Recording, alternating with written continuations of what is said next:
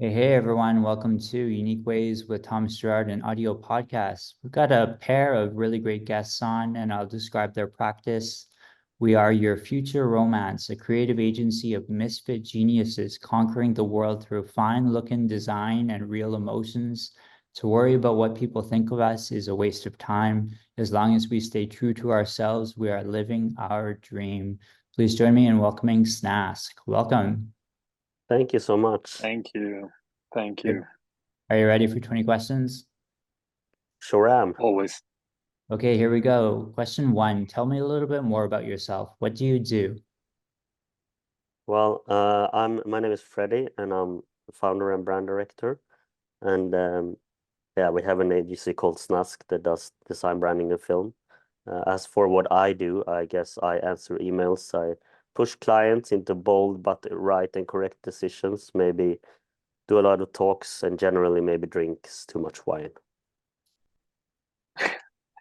And I'm Eric Kockum, and I'm a creative director and film director, and partner with Freddie at Snask. And what do I do? I visualize dreams. It's what I do. Great. And just a note for our audience, this episode is part of a group of episodes of upcoming speakers at the Design Thinkers Conference coming up here in Vancouver. So question two, what's a key piece of knowledge that makes you different? Well, since I visualize dreams, I have a good thing that I daydream in extreme ways. I could say I daydream in a way that would make Walter Mitty feel like the most present and focused person on earth. Um, that's that's what I do. Um, yeah, I answer this question more like Snask, I think. And I think that a piece of knowledge that makes us different is make enemies and gain fans, which is basically our belief that you need to stand up for your opinions and beliefs and voice them publicly. And if you do that, of course, you get enemies, but you also get the right kind of fans. So, like creating the highest level of quality work is also something that we really believe in, and probably everyone says this, but for us, this is kind of very important and trying to always push both the clients and ourselves when we do work. Great. And one more note for our audience. If you're liking this episode, check out the episode with Jessica Hish. Really great one.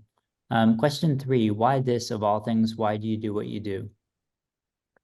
And yeah, if I keep talking of what I just said, then I guess that's basically where passion comes from for us to do great design, great branding, great film, and actually try and do work that stands out and touches people, that creates emotions somehow. And also, yeah, we love Jessica Hish, so that was a great point.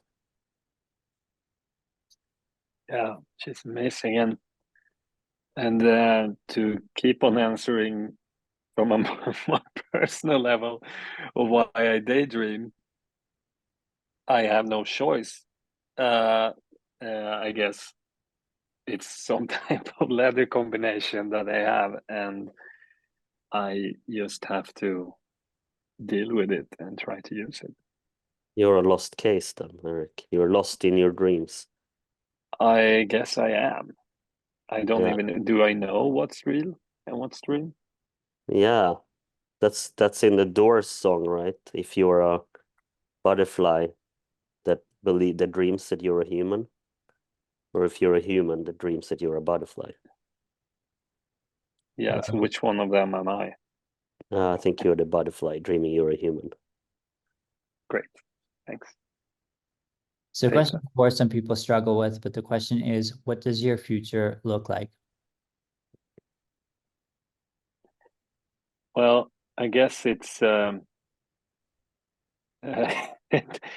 be my future looks not too serious. I don't want to take it too serious, and I hope that I can be more in the present. That is what my future looks like, bright and dreamy.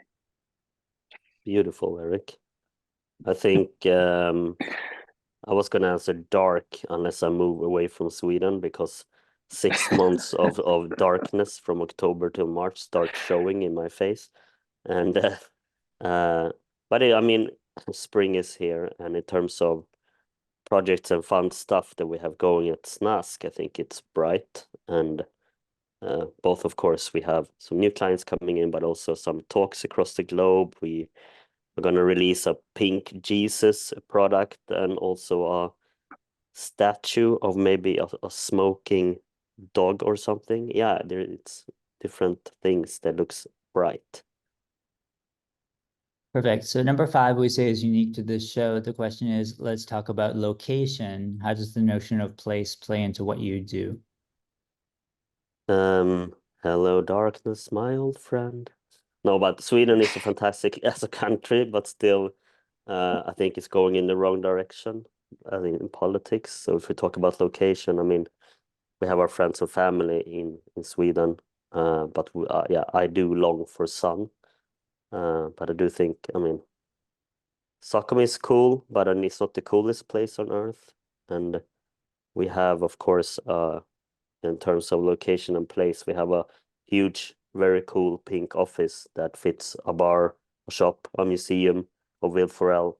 So we have a really cool place that is maybe way too big for us, but I guess we just need to fill it with friends. And I would say I probably would have answered this question, or we would have answered it differently a few years back, because Yeah, for sure. maybe place was more important than somehow. But today I would say it's the notion of place. It's, you know, how it's placed into what we do is not much at all. We are sort of everywhere and nowhere at the same time, and that is something that we try to more use now, or to our advantage, in both what we do and in our lives as human beings, to try to be as free as possible. Great. And one more quick note for the audience. If you like the place question, check out the episode with Timothy Goodman. He's very rooted to his environment in Brooklyn. Question 6, if you had to start from the beginning, what advice would you give your former younger self? To do an ADD investigation, something, or some type of investigation, and otherwise, if I didn't, then I would just do the opposite and just admit to myself that it's okay to be a little bit different, and thrive with it. That's nice. Yeah. Yeah, I think I would give myself the advice to chill out and enjoy the moment of being young and have fun. Maybe work on yourself, because it will do you well. Start saving for pension, mate, because if you do it when you're young, it will actually help with some sleepless nights, I do know. And maybe don't choose the red pill, go for the blue one. Trust me, I know. Great. And what's a Yeah. day in your lives like, or what's a day in the life of Snask? I mean, for me, I guess I wake up and make a perfect cup of coffee in my mind. Then I have to go and poop. Then I travel to work, I guess. And then there's like endless back-to-back meetings, hundreds of emails, lunch exactly at 12 o'clock, because that's how you do it in Sweden. Maybe a client meeting after that, and then maybe a friend who's on paternity leave and is desperate for social context because his child is not on the same level as me on the conversation level, and maybe then leave work and go home for dinner and watch something bad on television. Yeah, I one thing that we're happy with right now is that most days doesn't look the same. It can be extremely different. We travel loads, we do films, or still shoots, or, you know, work with our hands, or are at locations for different things, or we sit at home and email, or we go and see an exhibition, or we go to the office and meet people, or So a day in my life, it's very hard to actually explain exactly, but it's definitely about trying to be inspired and have fun with what we do. Great, I love it. So number 8, lifelong learning is a popular topic. How do you stay up to date? I read, I debate, and I never stop analyzing and trying to evolve. Um, and um, and I also try to have fun all the time, don't and not take myself too serious in this. So don't basically not get too afraid about change. Uh, yeah. Yeah. For me, maybe, I mean, trying to stay up to date through friends, partner, family, pets, interests. Like you said, reading the news, staying open-minded. I think it's kind of hard with new music, new apps, new technology. I think often I start out thinking it's stupid as hell until I realize that I have to give it a chance. And maybe if you ask me in 20 years, I might have fallen victim to become obsolete. And hopefully I'm day drinking natural wine in my own vineyard or something, and I don't have to care about it anymore. But that's my view on it. Great. And 9 is about tools. What tools do you guys use? Are you both digital and analog? I mean, we kind of are, but I mean, day to day, it's more emailing, Adobe Creative Suite, ChatGPT, Keynote, I don't know, stuff like that. Otherwise, I guess it's brain and imagination that is more the tools. But of course, we love using our hands and doing things, analog things. It's kind of almost our style. But I don't know, I'm not sure for myself about the word digital nomad. If it means that I can work from anywhere, yes, then I am that. But I don't do yoga and I don't publish healing advice on my Instagram. But other than that, I'm a digital nomad. Yeah, and same. I would just say no on all this. I'm not anything digital. I'm quite simple in my way, but I use my computer, my phone, of course, a lot. But I wouldn't and yeah, we can work from different places and so on. But I don't have any unique or special tools. I use what I feel is needed in the moment, and yeah, it's actually not more fun than that, I would say, and that's fine. Great. And halfway, number 10, how do you guys deal with work life or life work balance? I mean, I try to. I actually try to make work as fun as possible for my life, so to say. I tried a lot to both to incorporate and just say life and work is a mix, total mix, and that didn't really work. And then I tried to divide them and say life is life and work is work, and that didn't work either because I am too invested in my work, or I think it's too fun and interesting. So, but I think the key there is to treat work as your sort of friend that you are trying to have a good time with, and you know, remember why you start, because in this field that we work with there is some type of passion or interest that sparked us to go into it and start doing this and working with it, and that was not about a job, that was about something else, that was about creating something, and it's very easy to forget that. So I have to stop up here and there, and I try to basically a lot remind myself about why I do this, and again, not take myself too serious and what we do too serious. um and now it's, I guess maybe this is a lot of work focus, but like when it comes to life is happening all the time, so it's more about being able to, of course, take times to really try to be in that and shut down the work sometimes. You need to do that actively too, but not make it a stigma or something. Try to just smile when you do everything, and it often goes better. Yeah. I think I in terms of work-life balance, I did this move a few years ago where I used to live where everything happened in the middle of the city, and every weekend I would try and escape to where nothing happened, like in the forest or somewhere. And I kind of did now the opposite, where I live where actually nothing happens, and I go in to the city where things happens when I want to, and it has helped me a lot with the work-life balance.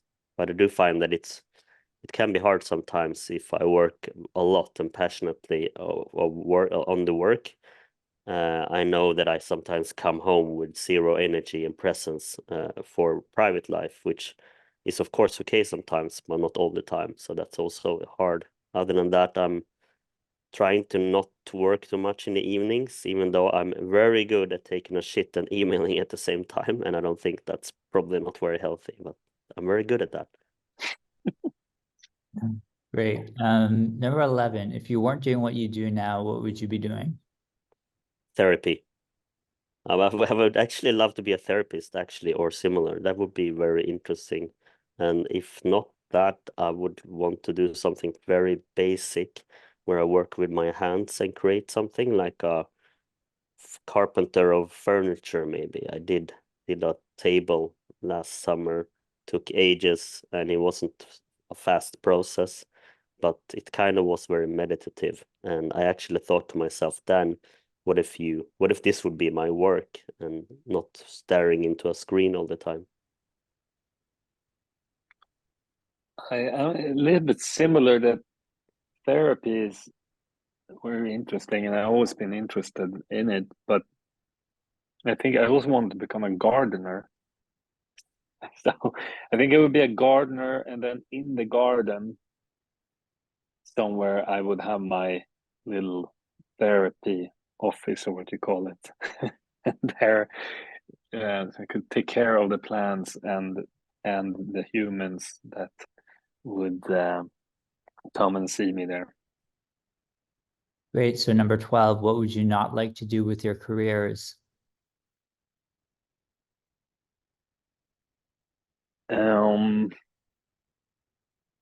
Use it in any type of war.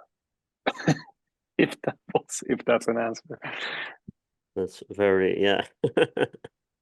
For me, I think I would not like to do stressful shit that has no meaning, which is very easy to actually find yourself doing sometimes, and try to get as far away from a computer as possible, probably. Great. And 13, do y'all have a favorite word, quote, or sentence? Yeah, I mean, you never walk alone is a favorite sentence, because life without any others would be very boring life. So make sure that you surround yourself with people that gives you something back. A lot of people in Liverpool do this, actually.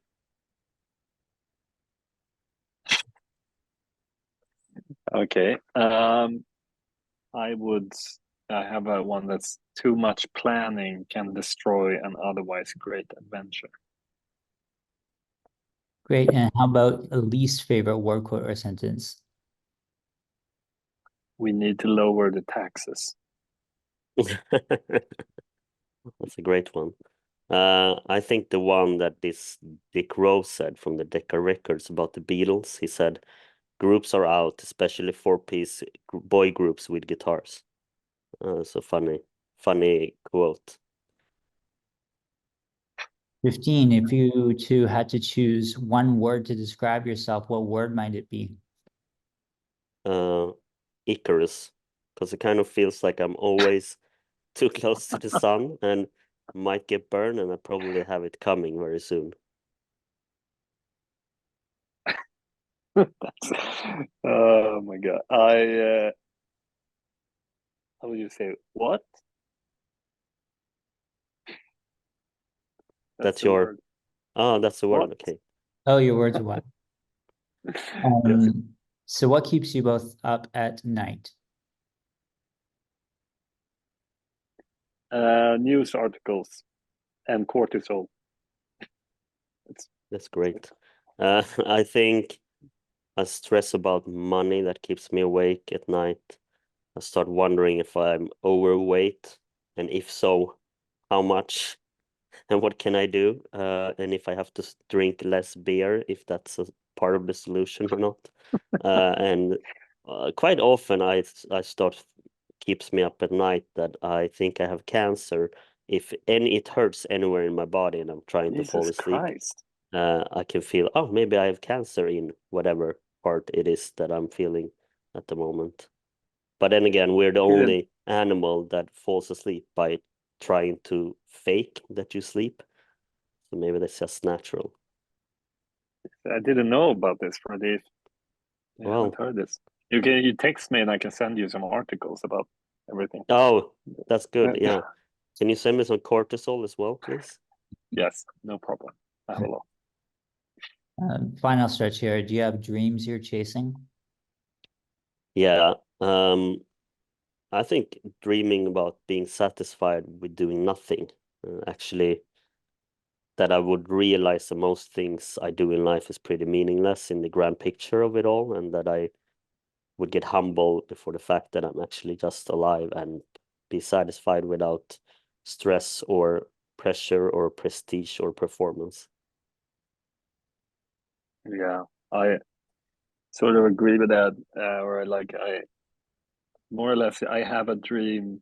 Daydream and be or like dream. Yeah, I have a dream, not just dream all the time and be more in the present, basically, which is sort of very similar to what Freddie said. It's about not yeah, to be more satisfied and happy in the moment. Uh, and but it sounds weird. Like I, of course, we are happy, but like it's almost this strive for something new, and it would be yeah, nice to just feel more calm sometimes. Great. And what inspires you? Unselfishness. I get inspired by people that really don't put themselves in the forefront at all, and then like people that create things others to for others' benefit or and not their own. Yeah, that's nice. I think I agree, but also I think I also get inspired by people who just like go about their day with full presence. Just like this old lady just walking around fixing her garden for hours and hours, just being present in that moment. I think it's kind of inspiring, and I hope when I become a pensioner that I will be able to do that. Great. And last couple here. Any advice you'd like to share? Work on yourself before you turn 30, because I didn't, but I wish I had. You should go to therapy, and it doesn't mean that you're more crazy than the other person. Everyone are crazy, but it's like going to the gym, but you exercise your inner self instead of your body. So you heal shit that needs healing, basically, sort out shit that needs sorted out, and yeah, processed shit is the best fertilizer. And then I can give an advice about maybe more in our field, and that is give yourself time to make mistakes. Great. And finally, how can our listeners keep tabs on you? Do you have calls to action? Yeah, we do. Freddie, you probably do. You go to our Instagram or so, or is that what we mean? I think it's a good call to action to go to our Instagram, press follow, and then you like at least 10 posts. That would make Yeah. Eric very happy. Also follow Eric, he's a micro influencer. Thesus is his handle. That could be very good. Otherwise, of course, the World Wide Web. Perfect. Well, thanks so much for joining today. We're recording here from Vancouver, Canada, and you guys are coming down here. So I hope that we can connect, and I hope that you get to enjoy the place where I record from. Thanks so much for joining today. Thank you, Thomas, for having us, and see you Yeah, soon. yeah. Thank you. It was super fun.